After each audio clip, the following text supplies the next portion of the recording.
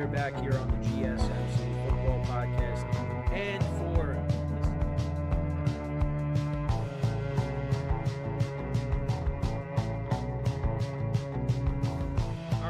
we are back here on the GSMC Football Podcast. And for the final.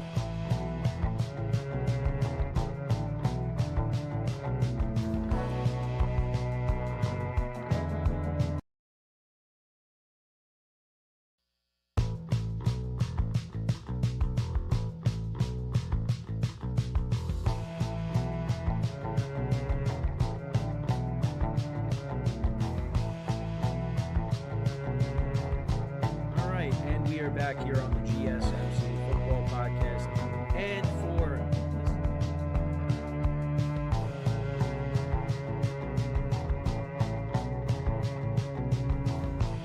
and we are back here on the GSMC Football Podcast, and for the final.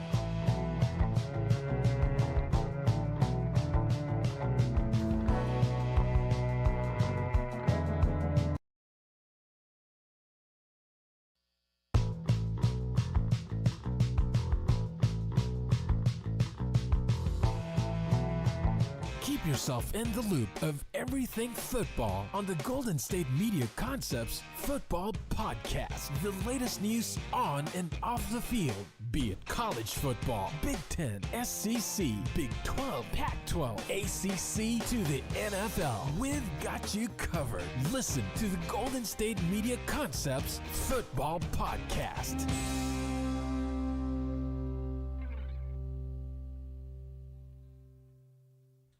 And welcome everybody to another edition of the GSMC Football Podcast, brought to you by the GSMC Sports Network. As always, I'm your host, Kenneth Grunfelder, and it's great to have you guys here on this Wednesday, May 29th. We have a lot to talk about on the show today. Before I get into that, just want to remind you guys, as always, to tip or donate and get your comments recognized, make sure to go to the following link. That is gsmcpodcast.net. Again, that really helps the show, makes the show more interactive between myself, the host, and you guys, the viewers. Again, that is gsmcpodcast.net. And as always, it is displayed on the ticker at the bottom of the show segment down below.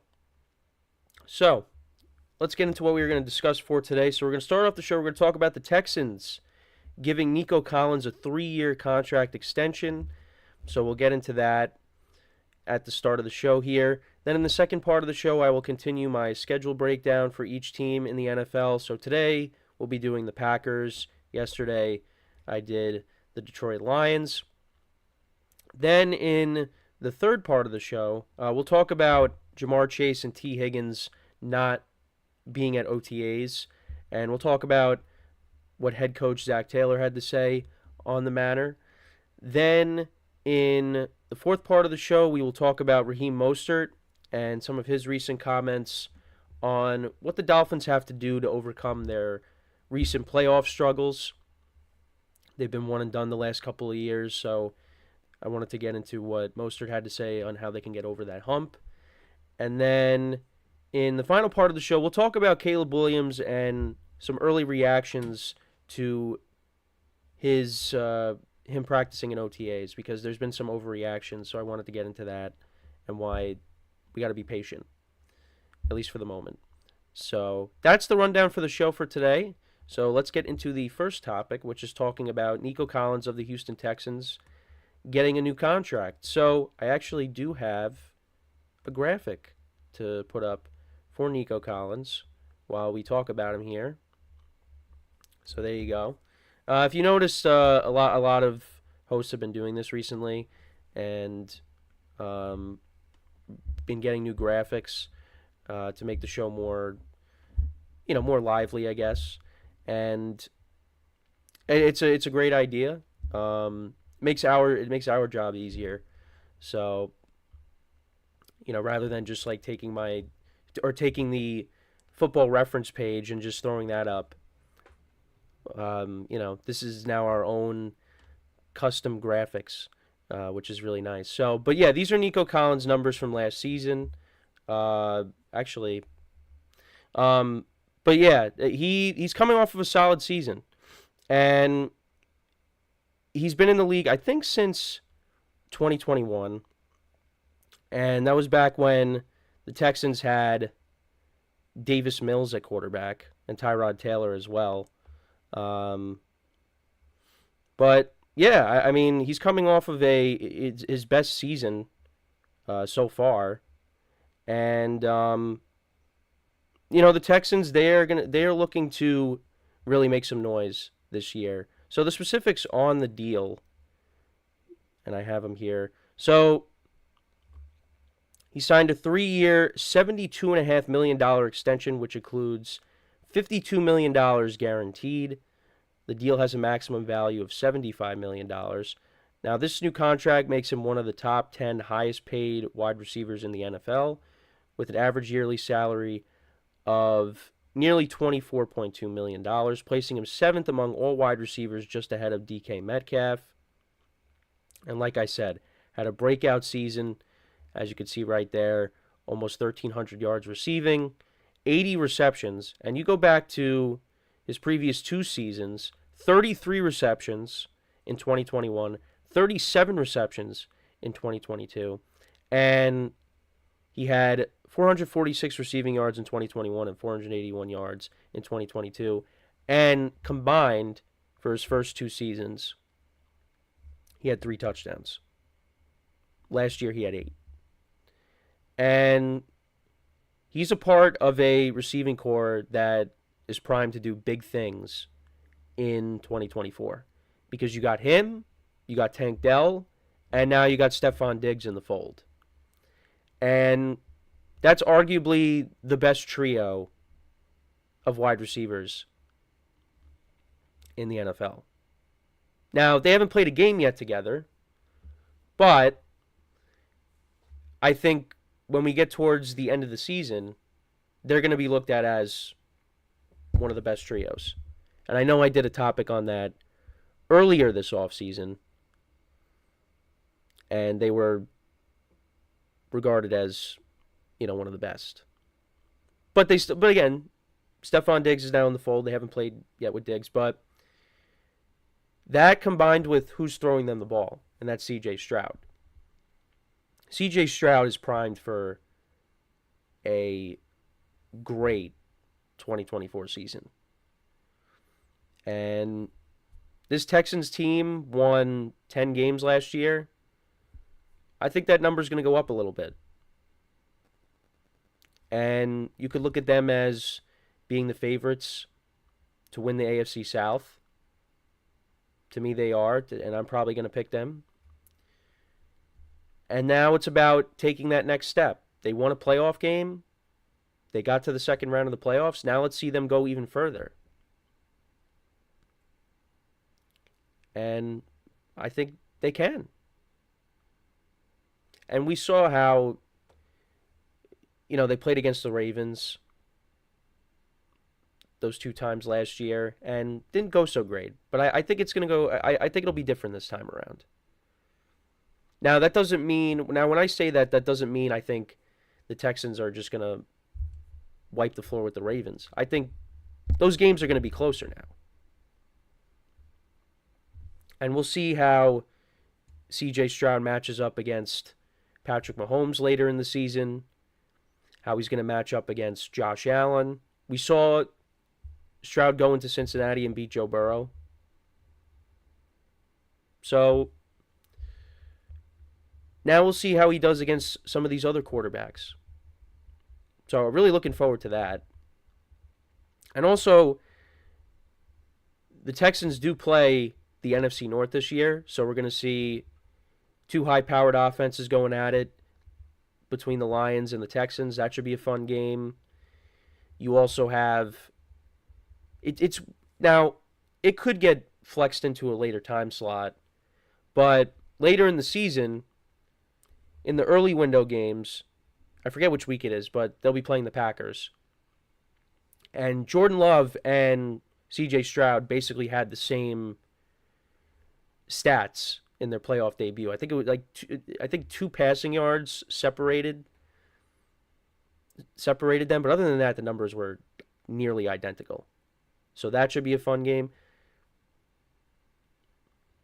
They're going to be a lot of fun to watch, and Nico Collins, a guy that, the first 2 years in the league, really wasn't putting up monster numbers. Then you get a quarterback in there, and he looks like a really good wide receiver. Kind of made all the difference. And it's going to be hard for defenses to kind of attack this offense because they could beat you so many different ways. Now, you probably look at their running game. Joe Mixon, he's getting up there in age, but I think he could still run the football effectively. This team is going to just be throwing the ball. That's really what their strength is going to be.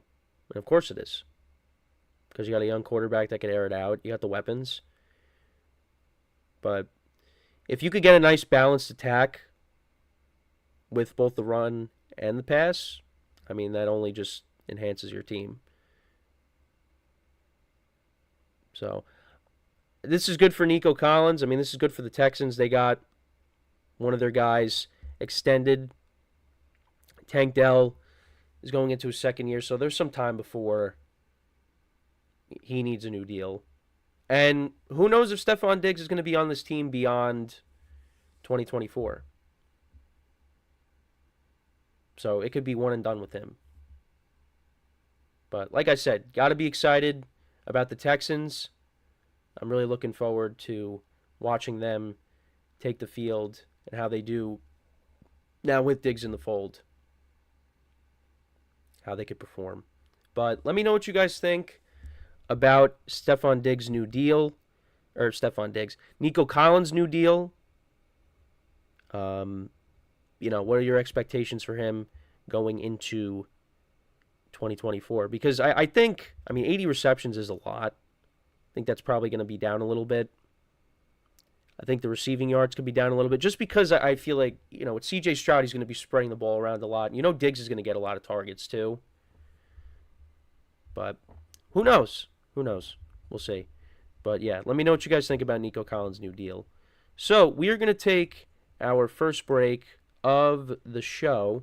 And then when we come back, I know I briefly touched upon the Packers. Actually, we'll get into what week they do play the Texans because it did slip my mind. But we will break down the Green Bay Packers schedule for 2024. I'll give you my early win-loss prediction for them, and that's what we will do when we come back from our first break of the show. So with that being said, stick around, and we'll be right back here on the GSMC Football Podcast. I feel like I'm losing my mind. Is everybody in the world blind? Please, Lord, give me a sign, a sign. I feel like I'm losing my mind. Is everybody in the world blind? Please, Lord, give me a sign, a sign. I wanna be the greatest. Everybody on the fake shit. I look around and feel like everybody is the fakest. I make this every day and I'm impatient, hoping one day I blow up from the basement. Statement, the top is so vacant. I don't hear shit that I think is amazing. Waiting for my day when I'm playing sold out shows for 1,000 faces. Hey, give me that crown, get in my way and to be put down. It ain't your place, all this my town. If I want that shit, then I'll get it right now. I'm losing it, the noose it fits. I'm losing shit, a stupid myth. You choose to live or choose to dip. You choose to fight or lose your grip and lose a gift. I feel like I'm losing my mind.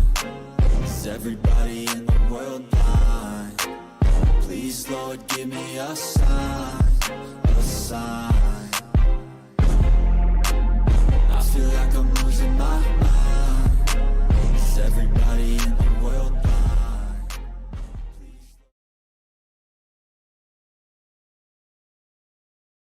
All right, and we are back here on the GSMC Football Podcast. And for the second part of the show, we are going to break down the Green Bay Packers schedule for the 2024 season. So let's get right into that. So I got to switch around the stuff here. So the Packers last year, it was a roller coaster of a season for them. They were up and down, and they finished the season strong, made the playoffs, won at Dallas, won by a lot. Well, the final score ended up being, I think, 48-32. I actually did watch the highlights of that game last night. Yeah, I've been watching a lot of the playoff highlights from last year, and it does make me miss football. But we still got some ways to go before we get there. Like I said yesterday, I don't want to rush the summer, but it does get me hyped up for the season. So, but yeah, this is the Packers' schedule right here. Last year they were the last team to make it in the NFC. They were the 7th seed. They made it at 9-8. And like I said, they beat Dallas. They lost that tough game to the 49ers, but now they're looking to take a bigger step forward and be even better. And I think they will be. So right off the bat, though, they get tested. They take on the Philadelphia Eagles in Brazil. So that is the Friday of opening weekend.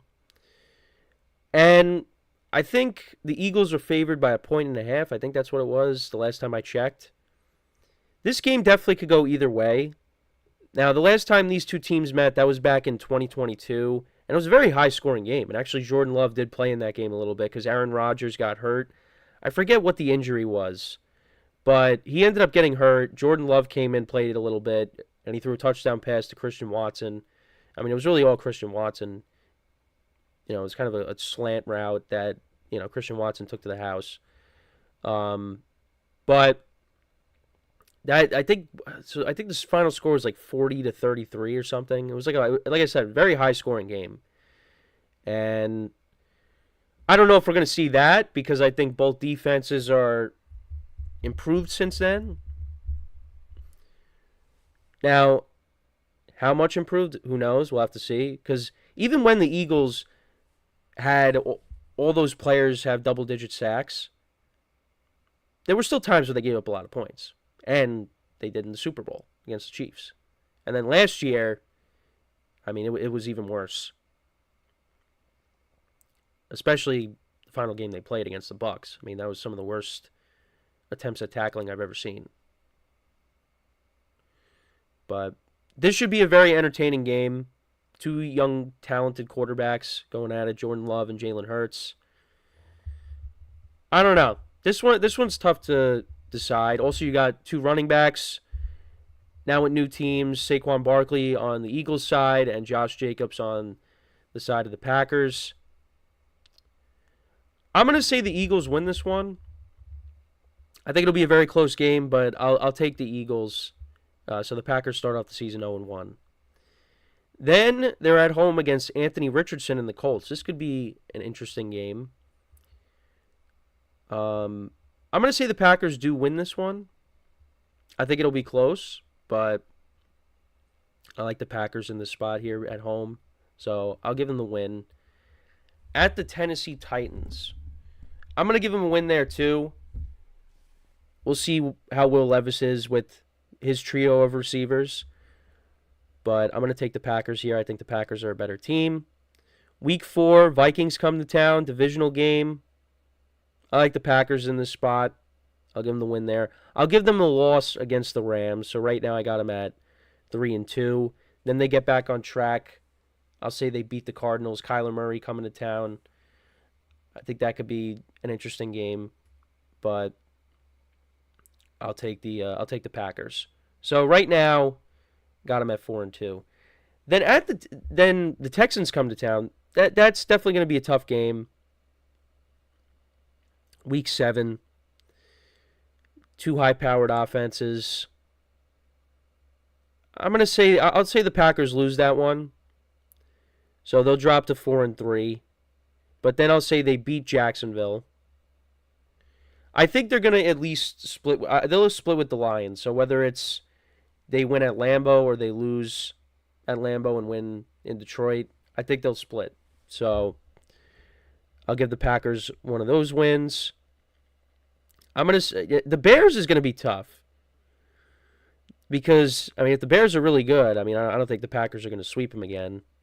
I think that could at least be a split. I'll say that's a split as well. Then the 49ers come in. That's going to be a tough game.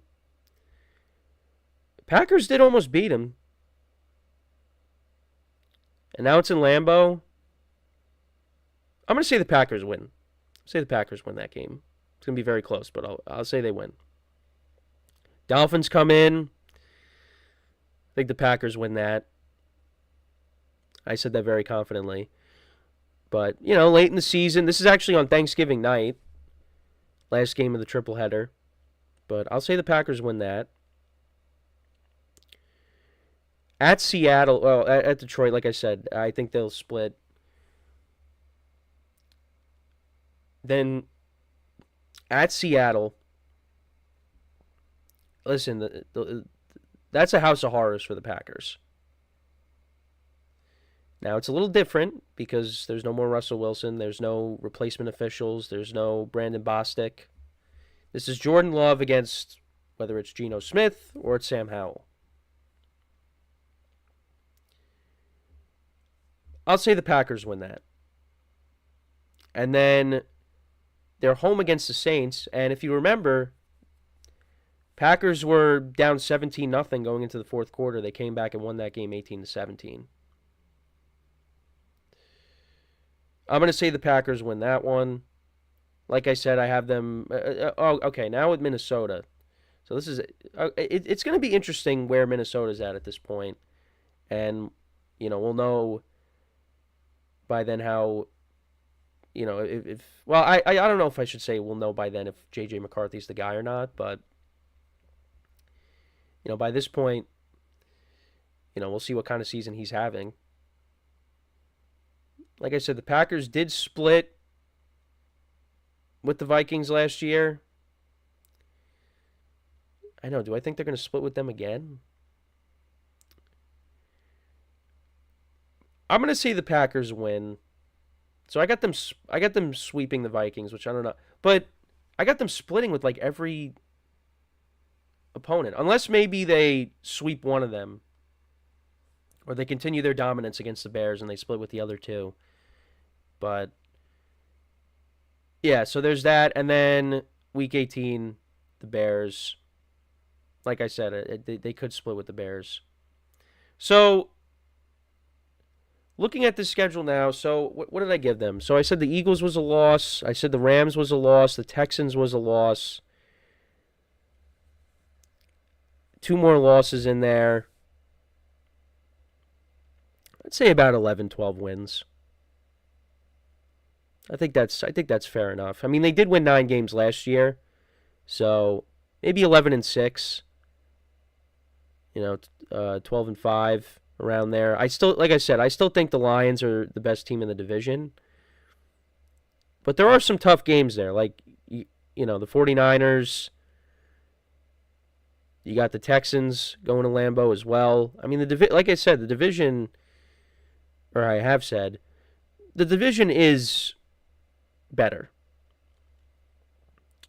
And I guess maybe I sound like biased because I got them splitting with the Bears, but I have them sweeping the Vikings. And you got these 2 young quarterbacks that are going to be starting for these teams. The truth is, I just don't know what to expect. I got to see how these guys actually play in the NFL. So I don't really know, but I think 11-6. I think we'll go with that. 11-6, and they should make the playoffs. So, but let me know what you guys think about the Packers' schedule. Again, there's some good games on here. They taking on the AFC South with all their young quarterbacks. I mean, taking on Jalen Hurts and the Eagles right off the bat in Brazil. Playing the Bears twice with their new look offense. The 49ers, the Dolphins. Dolphins and their explosive offense. They go back to the house of horrors for them. And the Seahawks late in the season. They take on the Rams and their high-powered offense. The Packers do have a bit of a tough schedule. But the Packers are a good team. So I expect them to, like I said, win 11 games. 11, 12 games. I actually lean more towards 11, like I said. But that's my thoughts on their schedule. Let me know what you guys think. How many games will the Packers win in 2024? So tomorrow, we'll do the Bears. That'll be the team we do next.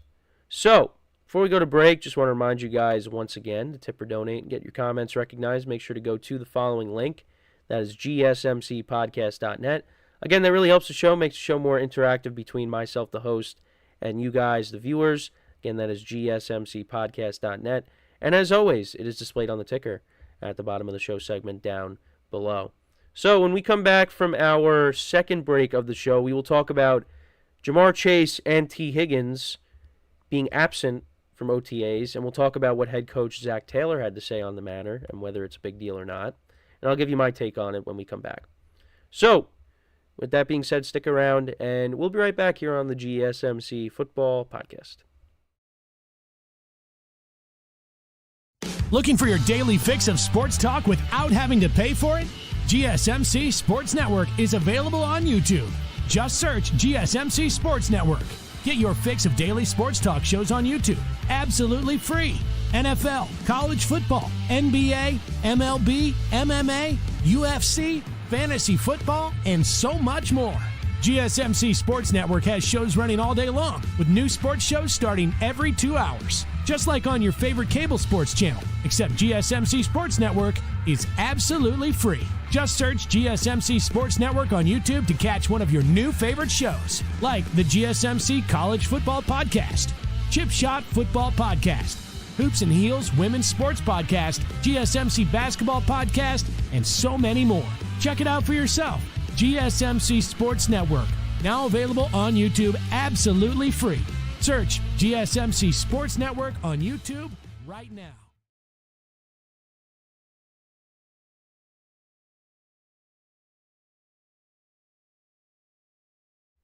All right, and we are back here on the GSMC Football Podcast. And for the third part of the show, we are going to talk about Ja'Marr Chase and Tee Higgins, the top two wide receivers for the Cincinnati Bengals, being absent from OTAs, and we'll discuss whether that is a big deal or not. And I know Tee Higgins is a player that I've talked about a lot this offseason because he's looking for a new deal. And Ja'Marr Chase, a little further down the line, but he is also seeking a new deal as well. And right now they're both absent from OTAs. Now, I wanted to touch upon what Zac Taylor had to say, and then I'll give you my take on whether I agree with him or not, on if it's a big deal or not that they're not at OTAs. So this is what he said. He said, no, I think that they'll get the work in at the necessary time. And please, we have a high turnout for voluntary workouts. I told the guys I understand that it's voluntary. I appreciate them showing up. The guys that don't are still working hard elsewhere, and they'll be back at the right time. And the beauty is we know those guys, we know what they're about, and that they'll be ready and focused when it's time to come back. And let's see if he had anything else. But, yeah, that's one of his quotes. But he did talk about how, you know, when it comes to impacting the offense, Zac Taylor said that, or believes that the absences will not negatively affect Joe Burrow or the offense's performance when the regular season begins, because they expect those guys to be by Burrow's side when they take the field. And, you know, if both of those guys aren't playing, I mean, well, then that's a big problem. But, yeah, it's not a big deal. It's not. And I think reasonable people will agree with that. But you'll have some that are like, oh, this is horrible. The Bengals are not going to have their top two wide receivers when the season starts. There's definitely going to be people that express concern there. Now, I think when it comes to these two guys specifically, and if there should be concern, I think it's really more so with Tee Higgins. Because, again, I've talked about him a lot. He's been frustrated with this offseason because the Bengals franchise tagged him, and these contract talks have kind of just not gone the way he's hoped. And this could lead to him just holding out and force the Bengals' hand to have to trade him before the season. Now, I'm not saying that that's definitely going to happen, But you never know. He could force his way out before the season starts. Now, I think ultimately what's going to end up happening is he will go to another team and get paid elsewhere. Ja'Marr Chase is the one that's going to get paid, and he's going to be in Cincinnati with Joe Burrow for the foreseeable future. But you can't pay everybody. You know, the Bengals had to let guys go like, trade away Joe Mixon to save money. They signed Zach Moss, who had a productive year last year with the Colts. They're gearing up to pay at least one of their receivers. I mean, they also drafted a receiver. So, yeah, all signs kind of point to at least one of these receivers not being there. And it's most likely going to be Tee Higgins. And when it comes to who should the Bengals keep, if you had to pick, probably got to pick Ja'Marr Chase. But Tee Higgins is a really good wide receiver. It's just, when you look at the top 5 receivers, Ja'Marr Chase is in that conversation. Tee Higgins is not. But that's no disrespect to Tee Higgins. Tee Higgins, like I said, very talented wide receiver. But Ja'Marr Chase is another level above him. I mean, we could do a comparison of the two. But Ja'Marr Chase, he's been injured before. Tee Higgins has dealt with injuries as well. I think more so than Ja'Marr Chase. But yeah, you look at Ja'Marr Chase's first 3 seasons. Played in 17 games in 2021, 12 in 2022, and 16 in 2023. Had over 1,000 yards all 3 seasons. 1,455 yards in 2021, 13 touchdowns, 81 receptions, then 87 receptions. So he had 87 receptions in 2022, and he played in 5 fewer games. And he had 1,046 receiving yards. Then he had 100 receptions, 1,216 yards, and 7 touchdowns. And he had 9 touchdowns in 2022. So those are Ja'Marr Chase's stats. Then we look at Tee Higgins' stats. And came into the league a year before Ja'Marr Chase. So 2020, 908 receiving yards, 6 touchdowns, 67 receptions, 74 receptions back-to-back years. Played in 14 games in 2021. Played in 12 in 2023. Had 1,091 receiving yards, 6 touchdowns. And then had 1,029 receiving yards and 7 touchdowns in 2022. And then last year, like I said, played in 12 games, 42 receptions, 656 yards, and 5 touchdowns. But yeah, you had 2 guys that had over 1,000 yards on your team. So you're going to be losing at least one of those guys, but it's going to be Tee Higgins.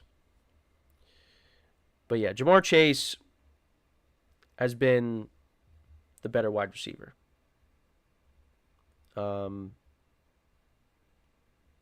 Not significantly, but yeah, they're gonna prioritize signing him to a long-term deal. I mean, maybe I'm wrong. Maybe out of nowhere, the Bengals, they give Tee Higgins a massive contract extension, and then they give Chase a big contract, and they're able to keep both of them. But I don't know. The way it is, it just seems like he's going to get paid elsewhere, and Ja'Marr Chase is going to get that mega deal. Because the other thing, too, is you don't want your team to be top-heavy. You want to be able to address other needs elsewhere on your team and not just have, not most of your funds going to your top 2 wide receivers. But that's what makes this year very important for the Bengals, because if Tee Higgins does play this year for the Bengals, this is kind of like their last shot with him and Ja'Marr Chase together. Because and the other thing too is, I know I said they traded Joe Mixon, they let Tyler Boyd walk. So, yeah, this could be it. It doesn't mean this could be it for the Bengals, but this just could be it for at least, Tee Higgins. And we'll see what happens with also, I know Trey Hendrickson is looking for a new deal as well on the defensive side of the ball. So, yeah, it's gonna be interesting. But when it comes to these 2 guys and whether it's a big deal or not that they're not at OTAs, I mean, listen, a lot of people don't go to OTAs. A lot of players don't go. But it just so happens that these 2 players are looking for new contracts, and they're not there. So that makes you wonder, well, does that mean they're not going to be, at training camp, and they're not going to be playing in the preseason? Well, not like they play significant time in the preseason, but still, like, at least they play for like a drive or 2. If that. And then if that leaks into the if it starts leaking into the regular season, then we know it's a problem. But we got ways to go before that. So it's not a big deal. And Zac Taylor's downplaying it. So I think he's also, because he doesn't want to, send out a panic to the fan base. But I think most people know this is not a big deal. Again, there's some concern, I think, with Tee Higgins just because of how the contract negotiations have gone with him. But other than that, Ja'Marr Chase, he'll be there. Tee Higgins, we shall see. We shall see. But both of these guys are looking for new deals. So, and they deserve it. They deserve it. So, let me know what you guys think. Is it a big deal that Ja'Marr Chase and Tee Higgins are not at OTAs? Is it a big deal? Is it not a big deal? Let me know in the comments.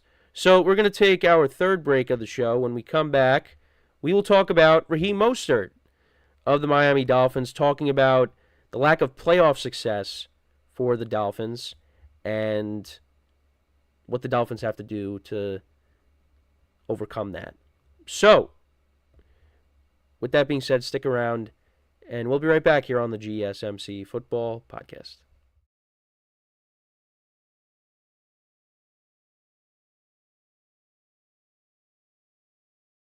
For the best and latest podcasts available anywhere, go to the podcast app on your cell phone and type in GSMC to access free content-rich podcasts on health and wellness, book reviews, sports, entertainment, relationships, social media, movies, technology, finance, and even weird news. Subscribe and download the GSMC Podcast Network's family of shows, available everywhere podcasts are found.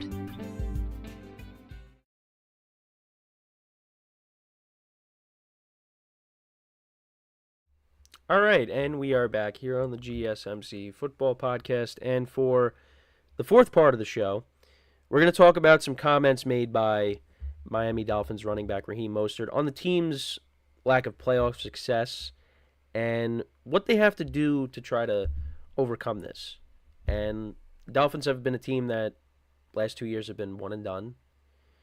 A couple years ago, they lost to the Bills in the first round. Now, Skylar Thompson was playing quarterback. Actually, yeah, that game was in Buffalo. Skylar Thompson was playing quarterback, their third stringer, and they lost 34-31. They could have won that game. Now, some of that had to do with the Bills turning the ball over, but still, they had a chance. But against the Chiefs last year with Tua Tagovailoa, but you did have some guys missing on defense. Yeah, they never had a chance in that game. And that's not really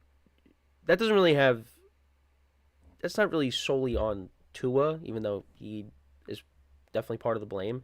But just those conditions, the Dolphins really just did not have a chance there. But yeah, they've been one and done the last couple of years. So Raheem Mostert, he spoke to Ian Rappaport and Tom Pelissero of NFL Network, and this is some of the things he had to say on the Dolphins. He said, we're an outstanding team, and it has to just click at the end of the year. We've got to go out here and finish the season and finish strong the same way we started and just go out here and handle business. Everybody has to be on the same page. We have to be as one, right? That's all it takes. Nothing bigger, nothing smaller. Just go out there and stay healthy and finish. And he said, all in all, I'm happy for he's talking about some of the young guys because they drafted another running back, Jalen Wright, to go along with him and Devon Achane. He said, all in all, I'm happy for him to be in the room. I treat every rookie like with Devon Achane last year. I'm always going to try to show them the ropes first and give them my little pointers and help them out as best as I can. Like you said, I'm going on the tail end of my career, and I want to be able to make an impact somehow. That means just bringing along somebody and helping them out. And Mostert says that, and I know he's dealt with a lot of injuries over his career, but last year he was unbelievable. He was playing like one of the best running backs in the NFL. Dolphins' running game was really good with him and Achane. And he continues with, we just got off the field, and he was beating up on himself so hard. I said, don't worry about it. It's a marathon. It's OTAs. We're all right. You're going to be good. One thing I will tell you is, hey, you help me feed my family, I'll help you feed yours. Once I said that to him, he was locked in.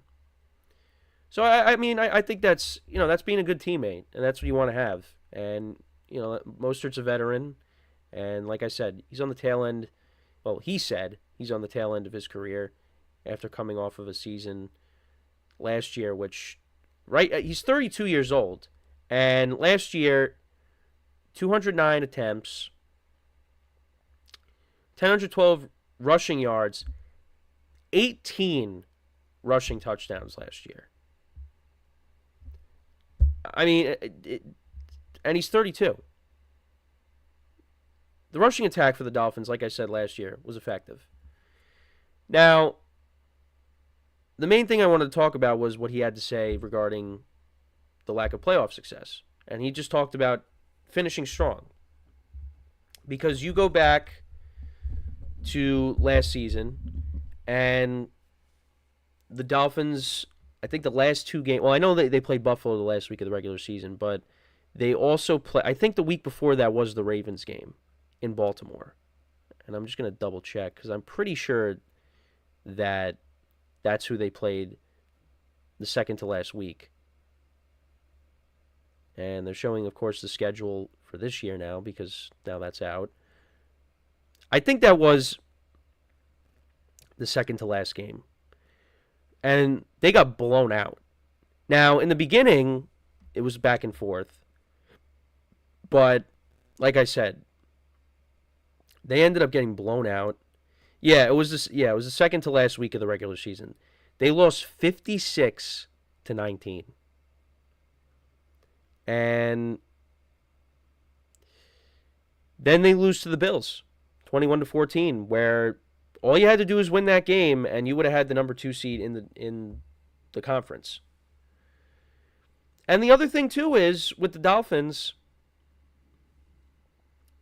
the only team that they beat with the winning record last year was the Dallas Cowboys, who struggled against teams on the road, winning teams on the road.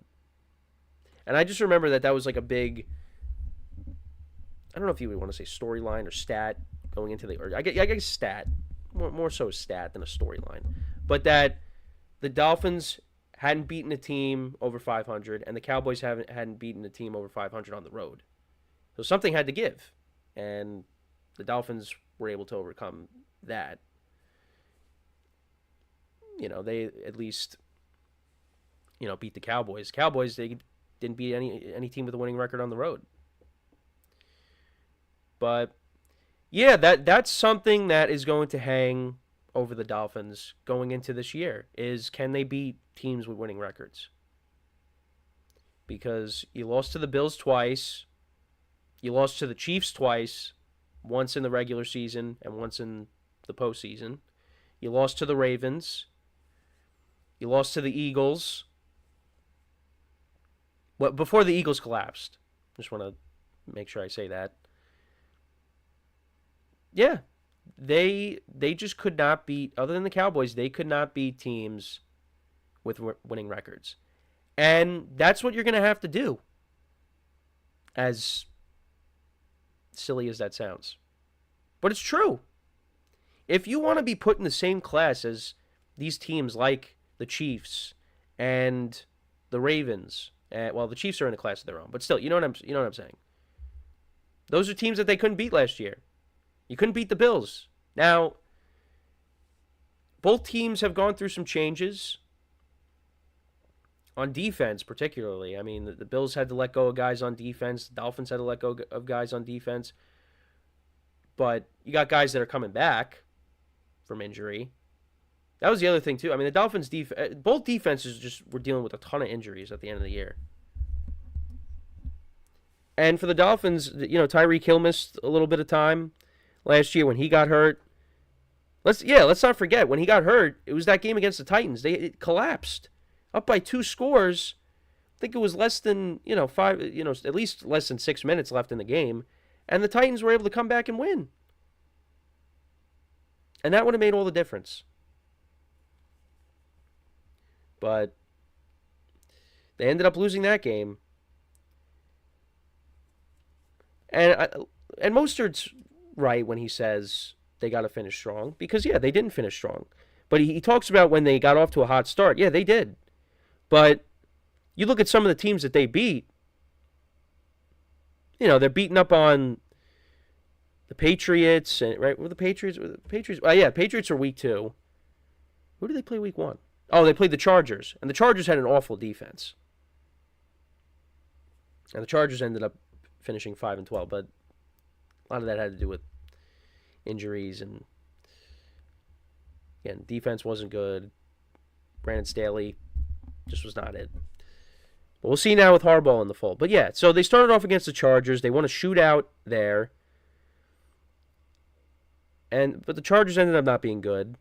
Then you beat the Patriots. And then I think week 3, right, was when they played the Broncos and they dropped 70 points against them. Yeah, I mean, you look at the teams that you beat in the beginning, yeah, those teams weren't good. Well, the Broncos, they had that hot stretch in the middle of the year. But still, I mean, they looked like they were going to be one of the worst teams in the NFL at the time. And then they get put to the test, and I took them in my spread pool that week. They take on the Bills in Buffalo, and the Bills destroyed them. And it's just, anytime they had a chance to prove that they belonged with the better teams, they were on the losing end almost every time. So they got to go out there and they got to prove it, that they could beat these good teams. And I know when I did my AFC East rankings, I had them ranked 3rd. And that's a factor into that. I think Mike McDaniel might be the best coach in the division. But there's just some things, it's just, I don't know what it is. Because they have the talent. Absolutely they have the talent. I have no questions about the talent. Well, I shouldn't say no questions, but I mean, offensively, they got track stars all over the place. But they're missing something. Now, I have not mentioned, I really haven't talked about him, but kind of got to wrap up the segment here. But I've talked about him before, and that's Tua. I think a lot of that has to fall on the quarterback.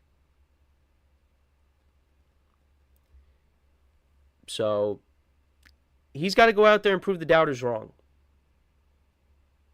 And if he does that, sky's the limit for what the Dolphins can do. But I'm not a Tua believer.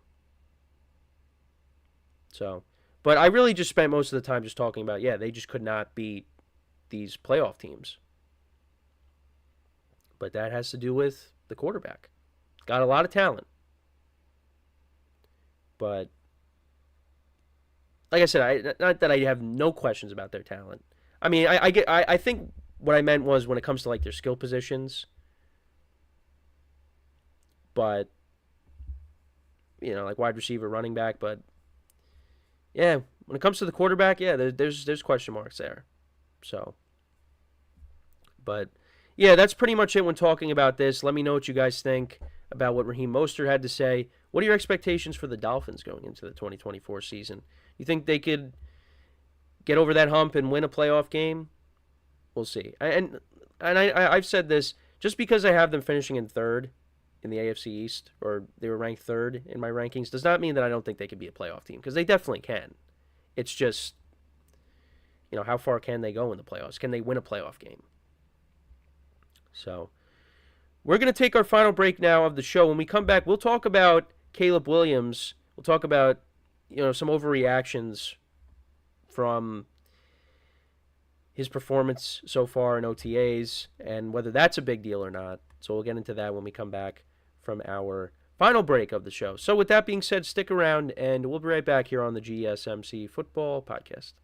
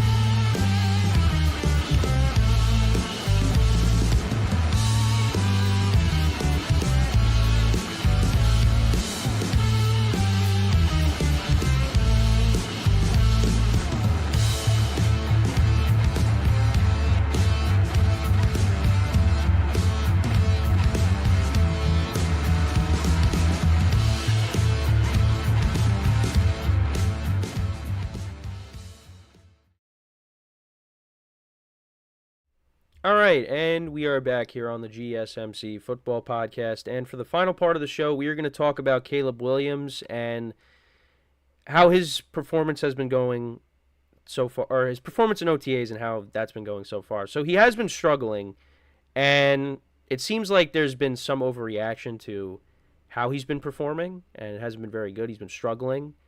I know I saw a comment that said this is why the Bears shouldn't have traded Fields. And yeah, it's just that's just gonna come with things like this, and I feel like it goes both ways. Like if you see, like if a guy's doing really well in OTAs or his pro day, whatever, you're gonna have people on both sides of the aisle like, wow, he's gonna be amazing, or yeah, we got to see how he actually plays. You're always gonna have that. So when it comes to Caleb Williams, yeah, he hasn't played it down yet in the NFL. So how we're going to evaluate him is when he steps on that field for the first time in week 1, and we go from there. Now, the other thing, I was trying to look for some other reactions from that, but there are some tweets. One person said, Caleb Williams struggling is a good thing. This is a very good defense, and I'd rather my quarterback struggles and learns. I don't know why he said that. And I'd rather my quarterback struggles and learns. I don't know why he worded it like that. A little adversity is good. This is going to be good for his development. Yeah. That's one thing that you could look at and say you could turn that negative into a positive. Is when you're struggling, yeah, you're dealing with adversity. And that can make you better in the long term. And I think the other thing too is he doesn't have his full array of weapons either. I know from what I was reading, I think Keenan Allen was absent, so he's not at OTAs. So you don't have him, and he's going to play a big role in the offense. But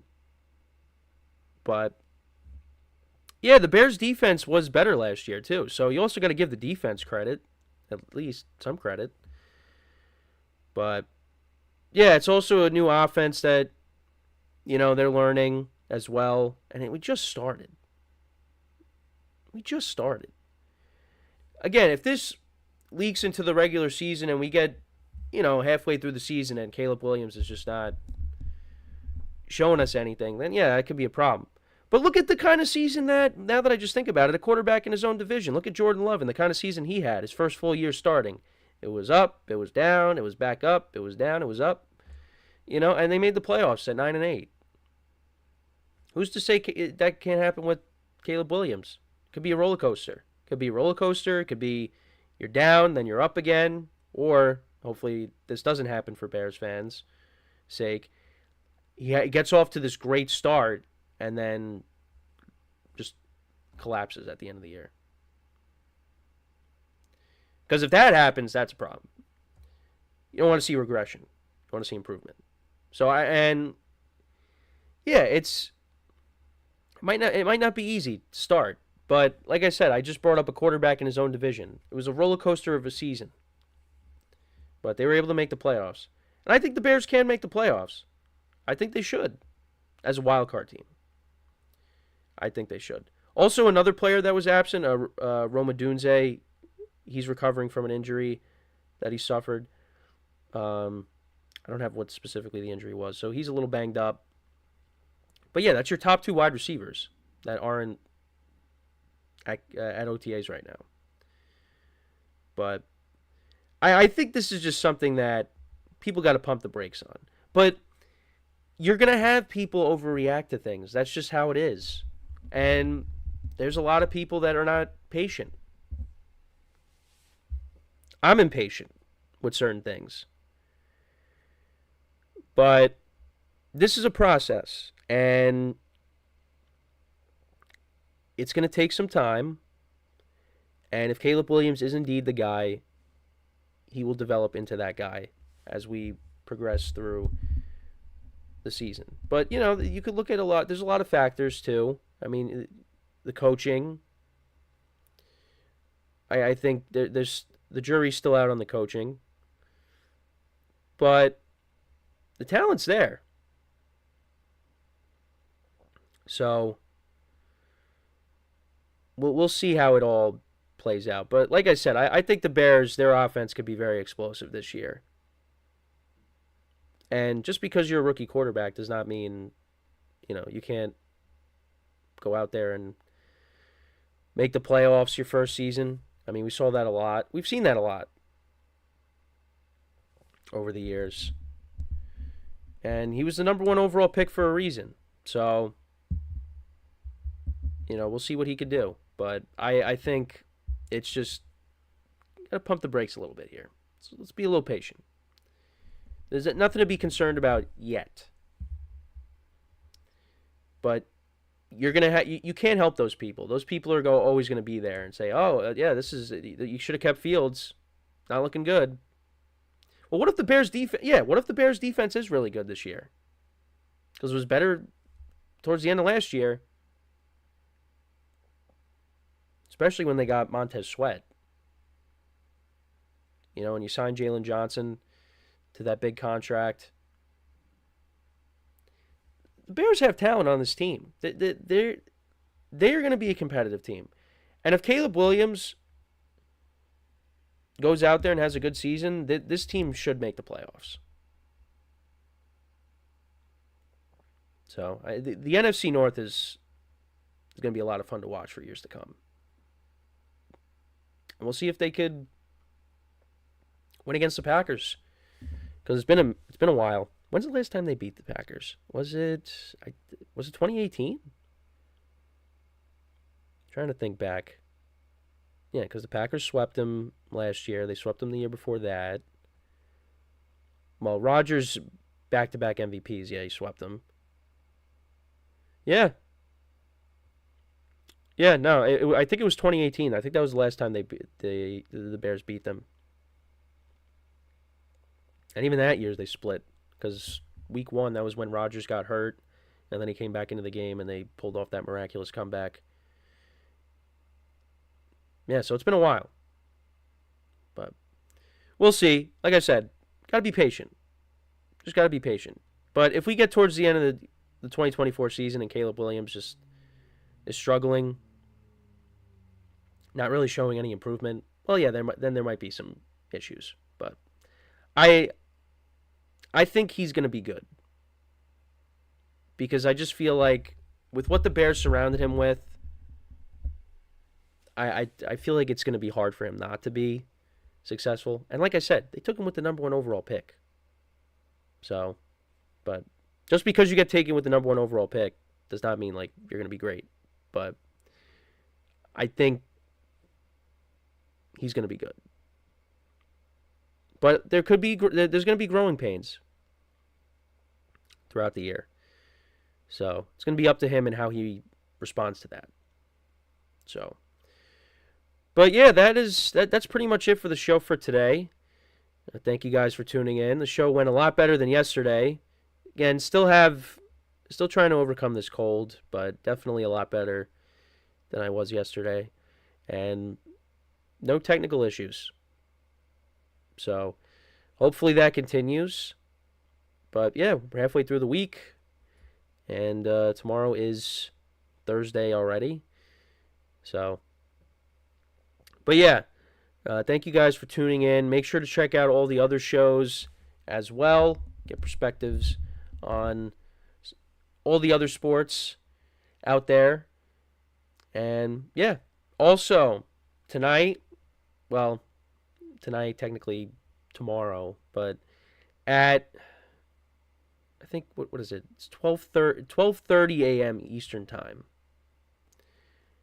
I will be once again appearing on the GSMC Soccer Podcast with Emran, the host, and Manny, who is the host of the Chip Shot Football Podcast, who's also a big soccer fan. So I'll be on there once again, talking some soccer, trying to pretend like I know a lot about soccer. But I thought I did okay when I was on there last week. I did what I could do. I did the best I could.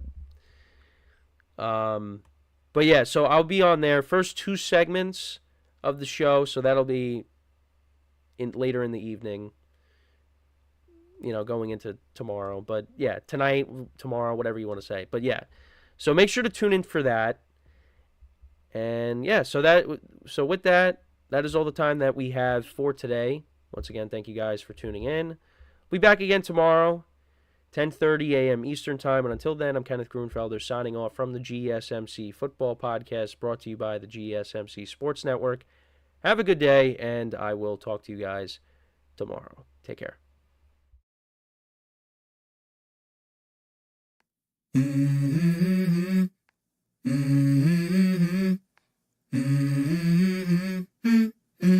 Let's go. I wake up to a little bit of drool on my pillow, feel like it's gonna be a bad day. Yeah, I'm tired of shit, and the coffee ain't hit yet, damn, ain't that great.